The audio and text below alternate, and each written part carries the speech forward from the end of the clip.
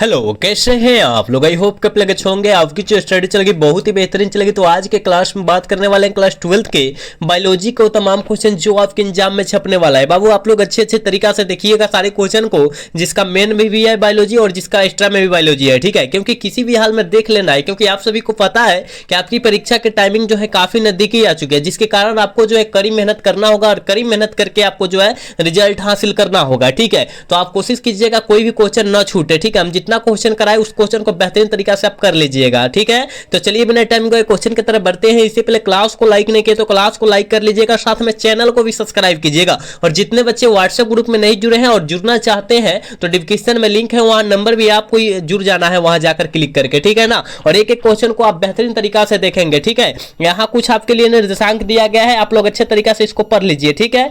चलिए 1 number question आपके screen पर आ चुका है, जल्दी बतला दीजिएगा इसका आंसर क्या होने वाला है बाबू, ठीक है। इसका आंसर क्या होने वाला है जल्दी बतला देंगे, ठीक है। कहा जा रहा है कि प्याज में प्रवर्धक होता है, किसके कारण होता है। प्याज में प्रवर्धन जो होता है बाबू वो किसके कारण होता है। आप सभी को पता है कि प्याज में प्रवर्धन होता है वो बल्ब के द्वारा होता है। बिल्कुल ऑप्शन डी होगा, 1 का ऑप्शन जो बचवा डी टिक कर रहा है बिल्कुल सही होगा। याद रखिएगा हम जितना क्वेश्चन आपके बीच प्रोवाइड करें परोस रहे उस क्वेश्चन को आप बेहतरीन तरीका से याद करेंगे, क्योंकि आपके एग्जाम में यही क्वेश्चन जो है छपने वाला है, ठीक है ना। चलिए नेक्स्ट क्वेश्चन यानी 2 नंबर क्वेश्चन का आंसर जल्दी बतला दीजिएगा क्या होने वाला है। कहा जा रहा है सुनहरा धान वैसा चावल है जो समृद्ध है। जो समृद्ध किसका समृद्ध है आप कहेगा सर हमको पता है, ये जो समृद्ध होता है ना, ये जो समृद्ध होता है विटामिन कैरोटीन का होता है, याद रखिए बीटा कैरोटीन का होता है। ऑप्शन बी हो जाएगा, ठीक है। 2 का ऑप्शन बाबू बी हो जाएगा, जो बच्चा बी टिक कर रहा है बिल्कुल सही होगा। याद रखिएगा जिसका मेन में है और जो बायोलॉजी को एक्स्ट्रा में भी रखा है, दोनों बच्चे अवेलेबल क्वेश्चन को देखेगा, ठीक है। एक भी क्वेश्चन को नजरअंदाज ना करेगा। चलिए नेक्स्ट क्वेश्चन की तरफ बात करते हैं। 3 नंबर क्वेश्चन का आंसर जल्दी बतलाइएगा। कहा जा रहा है पौधों में कहा जा रहा है शाकनाशी प्रतिरोधी जीन है। प्रतिरोधी जीन कौन है आप कहेगा सर हमको पता है ये जो है जीएसटी है। क्या है बाबू जीएसटी है, ठीक है। आप सभी को पता है कि जीएसटी आपके लगता है ना, जीएसटी लगता है ना, वही जीएसटी है, ठीक है ना। याद रखिएगा ऑप्शन डी हो जाएगा। 3 का ऑप्शन जो बच्चा डी टिक कर रहा है बिल्कुल सही होगा। याद रखिएगा आप एक एक क्वेश्चन को बेहतरीन तरीका से देखने का कोशिश करेंगे, ठीक। चलिए अगला क्वेश्चन यानी 4 नंबर क्वेश्चन में कहा जा रहा है जीन अभिव्यक्ति का नियंत्रण किनके स्तर पर होता है। जीन अभिव्यक्ति का नियंत्रण जो होता है किसके स्तर पर होता है बाबू जल्दी बतला दीजिएगा, ठीक है। कहिएगा कि सर हमको पता है ये जो होता है ये प्रतिलेखन पर भी होता है, अनुवादन पर भी, मतलब ए और बी दोनों हो जाएगा, ठीक है। ए और बी दोनों हो जाएगा बाबू। याद रखिएगा ऑप्शन डी हो जाएगा। 4 का ऑप्शन जो बच्चा डी टिक कर रहा है बिल्कुल सही होगा, याद रखना है, ठीक है। नेक्स्ट क्वेश्चन की तरफ बात करते हैं बाबू। 5 नंबर क्वेश्चन में कहा जा रहा है ना केंद्रक प्रतिरोपण तकनीक की खोज किनके द्वारा की गई थी, या किनके द्वारा की गई थी जल्दी से बतला दीजिए। ये जो किया गया था बाबू, ये जो किया गया था ना एक बिक्स के द्वारा किया गया था। याद रखिएगा ऑप्शन क्या हो जाएगा सी हो जाएगा, ठीक है। बिक्स के द्वारा किया गया था, आप याद रखिएगा, ठीक है। 5 का ऑप्शन क्या होगा, 5 का ऑप्शन क्या होगा सी होगा। चलिए नेक्स्ट क्वेश्चन 6 नंबर क्वेश्चन की तरफ बात करते हैं। इसका आंसर जल्दी बतलाइएगा। कहा जाता है सैटेलाइट डीएनए एक उपयोगी साधन है। सैटेलाइट डीएनए एक उपयोगी साधन जो है बाबू वो किसका है, ठीक है। आप कहेगा सर हमको पता है ये जो है ना फोरेंसिक विज्ञान का है। बिल्कुल जो बच्चा ऑप्शन सी टिक कर रहा है ना, 6 का ऑप्शन जो बच्चा सी टिक कर रहा है बिल्कुल सही होगा, याद रखिएगा, ठीक। नेक्स्ट क्वेश्चन की तरफ बात करते हैं बाबू। 7 नंबर क्वेश्चन का आंसर जल्दी बतलाइएगा। कहा जा रहा है मानस अभ्यारण्य कहाँ अवस्थित है। मानस अभ्यारण्य जो है कहाँ पर अवस्थित है आप सभी को पता है। ये जो अवस्थित है ना बाबू, ये जो अवस्थित है असम राज्य में अवस्थित है। बिल्कुल ऑप्शन ए हो जाएगा। 7 का ऑप्शन ए होगा बाबू, याद रखिएगा, ठीक है। हम जितना क्वेश्चन आपके बीच करा रहे हैं बाबू इस क्वेश्चन को किसी भी हालत में आपको याद रख लेना है, छोड़ना नहीं है, ठीक है। नेक्स्ट क्वेश्चन की तरफ बात करते हैं। और 8 नंबर क्वेश्चन में कहा जा रहा है विभिन्न तरह के विभिन्नताएं अर्धसूत्री विभाजन के दौरान उजागर होती है। किनके द्वारा उजागर होती है जल्दी बतला दीजिएगा। 8 का ऑप्शन क्या होगा कि सर विनिमय के कारण होता है उजागर, बिल्कुल ऑप्शन ए हो जाएगा। 8 का ऑप्शन ए होगा, याद रखिएगा। 8 का ऑप्शन क्या होने वाला है, ये होने वाला है, ठीक है ना। चलिए अगला क्वेश्चन 9 नंबर क्वेश्चन की तरफ बात करते हैं। कहा जा रहा है निम्नलिखित में से कौन सा अकार्बनिक पदार्थ का उपयोग करता है। कौन जो होता है अकार्बनिक पदार्थ का उपयोग करता है आप सभी को पता है कि अकार्बनिक पदार्थ का उपयोग जो करता है स्वपोषी करता है। बिल्कुल ऑप्शन ए हो जाएगा। 9 का ऑप्शन ए हो जाएगा बाबू, याद रखिएगा, करेक्ट ऑप्शन ए होने वाला है, ठीक है ना। चलिए अगला क्वेश्चन 10 का आंसर जल्दी बतलाइएगा। कहा जा रहा है समयुग्मक पाए जाते हैं। समयुग्मक जो पाया जाता है वो किस में पाया जाता है आप सभी को पता है कि समयुग्मक जो पाया जाता है क्लेडोफोर सल्फोरा में पाया जाता है, बिल्कुल ऑप्शन डी होगा, 10 का ऑप्शन डी हो जाएगा, याद रखिएगा। नेक्स्ट क्वेश्चन की तरफ बात करते हैं, 11 नंबर का आंसर जल्दी बतला दीजिएगा कि पार्थोजेनेसिस शब्द किनके द्वारा निर्माण किया गया था। पार्थोजेनेसिस शब्द जो है बाबू किनके द्वारा निर्माण किया गया था। आप सभी को पता है कि जो निर्माण किया गया था, याद रखिएगा, ओवेन साहब के द्वारा निर्माण किया गया था, बिल्कुल ऑप्शन बी हो जाएगा, 11 का ऑप्शन बी होगा, याद रखिएगा। ठीक, चलिए नेक्स्ट क्वेश्चन की तरफ बात करेंगे और 12 नंबर क्वेश्चन का आंसर जल्दी बतलाइएगा। कहा जा रहा है नील हरित शैवाल खेत के लिए उपयोगी जैव उर्वरक है। नील हरित शैवाल जो होता है उपयोगी उर्वरक के लिए आवश्यक होता है, किसके लिए आवश्यक होता है जल्दी बतलाइएगा। 12 का ऑप्शन क्या होने वाला है। ये जो उपयोगी साधन जो होता है, उर्वरक जो होता है, ये जो होता है चावल के लिए, बिल्कुल ऑप्शन सी हो जाएगा, 12 का ऑप्शन सी होगा, याद रखिएगा। ठीक है, नेक्स्ट क्वेश्चन की तरफ बात करते हैं और 14 का आंसर जल्दी 13 का आंसर जल्दी बतला दीजिएगा कि ग्राफीन पुटिका पाया जाता है। ग्राफीन पुटिका जो होता है वो किसमें पाया जाता है। आप कहेगा सर हमको पता है कि ग्राफीन पुटिका जो पाया जाता है मादा मानव के अंडाशय में पाया जाता है, बिल्कुल ऑप्शन डी हो जाएगा, 13 का करेक्ट ऑप्शन डी होगा, याद रखिएगा। ठीक है ना, जितने बच्चे क्लास को देख रहे हैं और अभी तक क्लास को लाइक नहीं किए, सारे बच्चे से रिक्वेस्ट है कि आप लोग क्लास को लाइक कर लीजिए। सारे बच्चे, जितने बच्चे क्लास में जुड़े हैं, सारे बच्चे से रिक्वेस्ट है कि आप लोग क्लास को लाइक कर लीजिए। ठीक है, चलिए अगला क्वेश्चन 14 का आंसर जल्दी बतलाइएगा। कहा जा रहा है जलमग्न पौधा में रंध्र रहते हैं। जलमग्न पौधा में रंध्र जो है कहां पर रहता है, ठीक है ना, कहां पर रहता है आप सभी को पता है। ये जो रहता है किसी भी सतह पर नहीं होता है, ठीक है ना, ऑप्शन सी करेक्ट होगा, 14 का ऑप्शन सी हो जाएगा, याद रखिएगा। नेक्स्ट क्वेश्चन की तरफ बात करते हैं और 15 नंबर क्वेश्चन में कहा जा रहा है सोमाक्लोना विविधता किनके द्वारा प्राप्त होती है। किनके द्वारा प्राप्त होती है जल्दी बतलाइएगा। 15 का ऑप्शन क्या हो जाएगा आपके सर उत्तक संवर्धन के द्वारा प्राप्त किया जाता है, बिल्कुल ऑप्शन ए हो जाएगा, 15 का याद रखिएगा। नेक्स्ट क्वेश्चन की तरफ बात करेंगे बाबू। 16 नंबर क्वेश्चन में कहा जा रहा है शुक्राणु का संचालन किनके द्वारा होता है, जल्दी बतलाइएगा कि शुक्राणु का संचालन जो होता है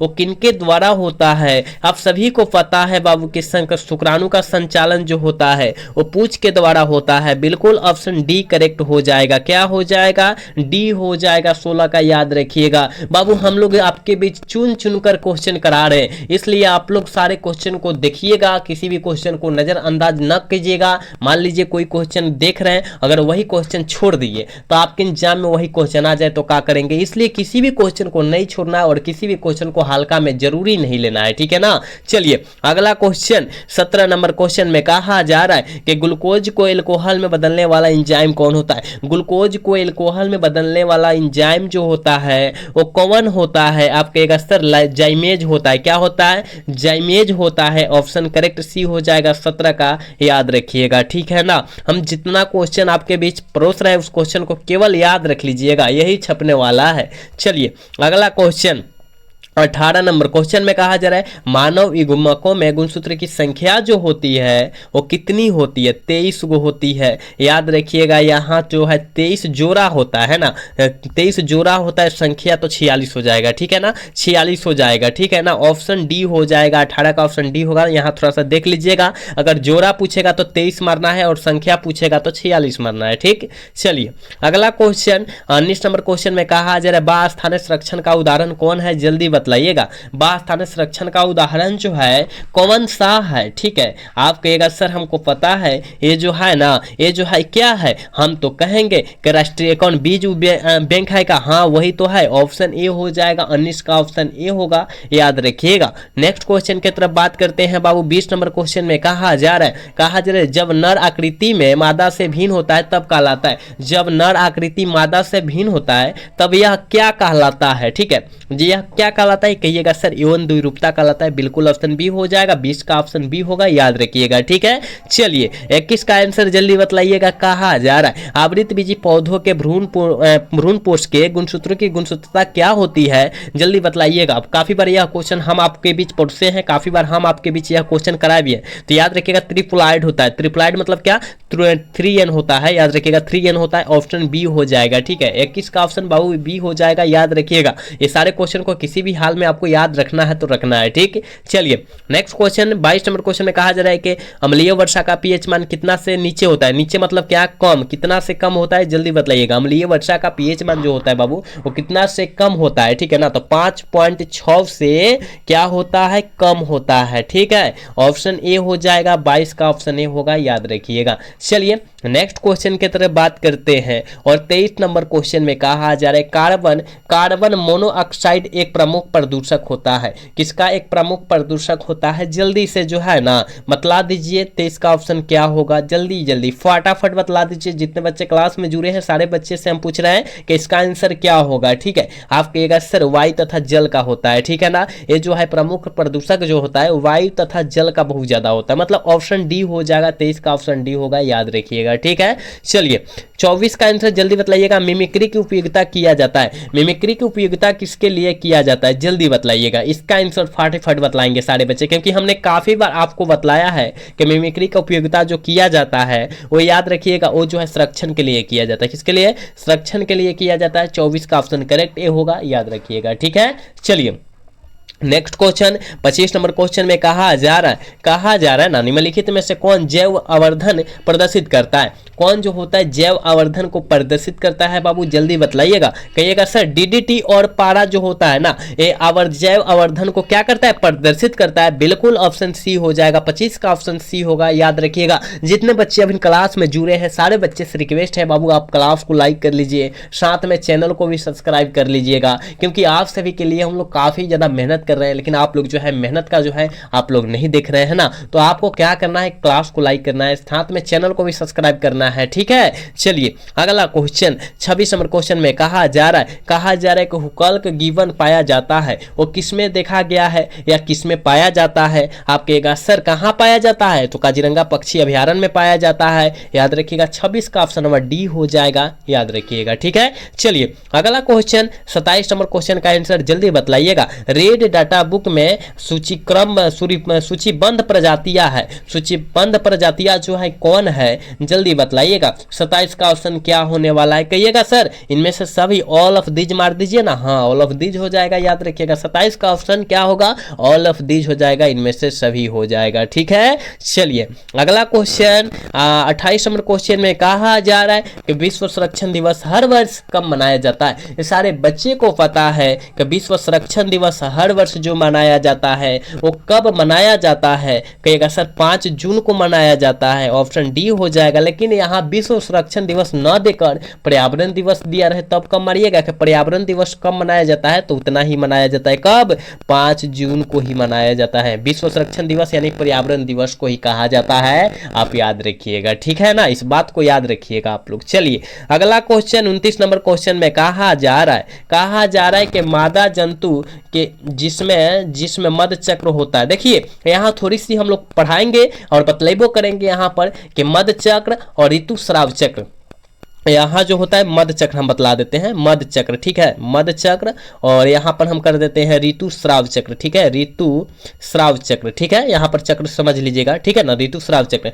मध चक्र जो होता है बाबू समझिएगा, मध चक्र जो होता है याद रखना है किसमें किसमें होता है। आप कहिएगा सर मध चक्र जो होता है वो गाय में होता है, किसमें होता है बाबू, गाय में होता है, ठीक है ना, किसमें होता है, गाय में, भेड़ में होता है, क्या होता है, भेड़ में होता है, बकरी में होता है, बकरी में होता है, और इसमें जो हो जाएगा और एक और गाय भेड़ बकरी और भैंस में भी आ जाएगा, याद रखिएगा, भैंस में हो जाएगा, ये मध चक्र में होता है। ऋतुस्राव चक्र में बात करें बंदर बाबू, बंदर हो जाएगा, बंदर के साथ मनुष्य आ जाएगा, मनुष्य के साथ चिंपैंजीन आ जाता है, क्या होता है, चिंपैंजीन आ जाता है, याद रखिएगा, ठीक है ना। तो आप याद रखिएगा ऋतुस्राव पूछेगा तो बंदर मनुष्य चिंपैंजीन मरना है, लेकिन मध चक्र पूछेगा तो गाय बकरी भैंस और भेड़ भैंस मरना है। तो यानी क्या दिया है यहाँ मध चक्र, तो मध चक्र में क्या दिया है, गाय दिया, तो गाय मार देंगे, ऑप्शन डी हो जाएगा। और बंदर और मनुष्य क्या है, ऋतुस्राव चक्र है, यहाँ समझ लीजिएगा आप, ठीक है, हम समझाए हैं, आप समझने का कोशिश कीजिएगा इसको, ठीक है ना। चलिए अगला क्वेश्चन 30 नंबर क्वेश्चन में कहा जा रहा है कॉपर टीका कार्य क्या होता है। देखिए भाई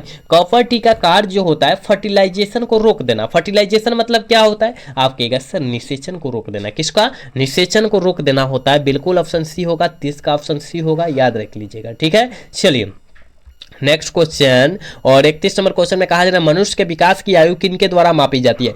मनुष्य के विकास की आयु जो होता है वो किनके द्वारा मापी जाती है बाबू, जल्दी बताइएगा। तो कार्बन डेटिंग के द्वारा मापी जाती है, बिल्कुल ऑप्शन बी हो जाएगा, 31 का ऑप्शन बी होगा, याद रखिएगा। ठीक है, एक बार सारे बच्चे क्लास को लाइक कर लेंगे, जितने बच्चे मेरे क्लास को देख रहे हैं और क्लास को अभी तक लाइक नहीं किए, सारे बच्चे से रिक्वेस्ट है बाबू आप लोग क्लास को लाइक कर लीजिए, ठीक है ना।